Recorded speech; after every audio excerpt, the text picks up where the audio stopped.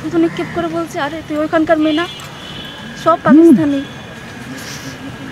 জোরে জোরে কান্নাটা বাজবে না, কান্নাটা বাজবে না।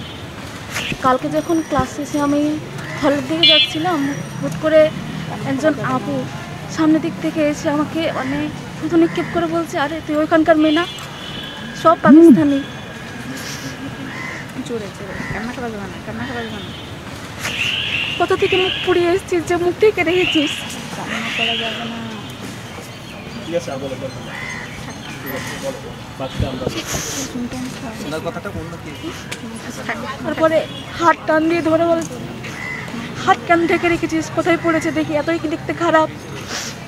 আমি যে কিছু বলবো মানে সাহসটাই করতে পারিনি, কোনো রকমের হাত ছাড়িয়ে ওইখান থেকে সরাসরি হলে চলে যাই, হল থেকে আপুর বাসায় চলে যাই।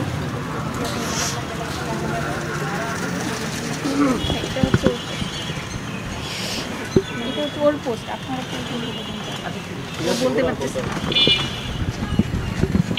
আমি নাফিজা সামিয়া মাইশার পক্ষ থেকে তার ফেসবুক পোস্টে আপনাদের সামনে পড়ে শোনা। ক্লাস শেষে কার্জন থেকে ফিরছিলাম, জুলজি ডিপার্টমেন্টের পাশের রাস্তা দিয়ে আসছি। হঠাৎ করেই একজন আপু আমার দিকে থুথু নিক্ষেপ করে বিশ্রী ভাষায় বলে উঠলেন, আরে তুই ওইখানকার মেয়ে না, সব পাকিস্তানি। কোথা থেকে মুখ পুড়িয়েছিস যে মুখ ঢেকে রেখেছিস? খপ করে হাত ধরে বলল, হাত কি দেখতে এত খারাপ যে ঢেকে রেখেছিস? আগুনে পুড়েছে কি নাকি? দেখি আর অনেক অনেক বিশ্রী গালি তো আছেই। আমি যে কিছু বলবো মুখ দিয়ে কিছু বের হচ্ছে না, শুধু চোখ দিয়ে পানি পড়ছিল।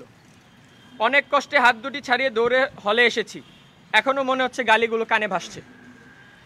এরকম একটি ঘটনা ঢাকা বিশ্ববিদ্যালয়ে ঘটতে পারে তা আমাদের জন্য আসলে খুবই অপ্রীতিকর, এবং প্রশাসন আমাদেরকে 3 দিন সময় বেঁধে দিচ্ছে, এবং কার্জন হলের এমন একটি এরিয়ার মধ্যে কোনো নিরাপত্তা ব্যবস্থা নাই, কোনো সিসিটিভি নাই।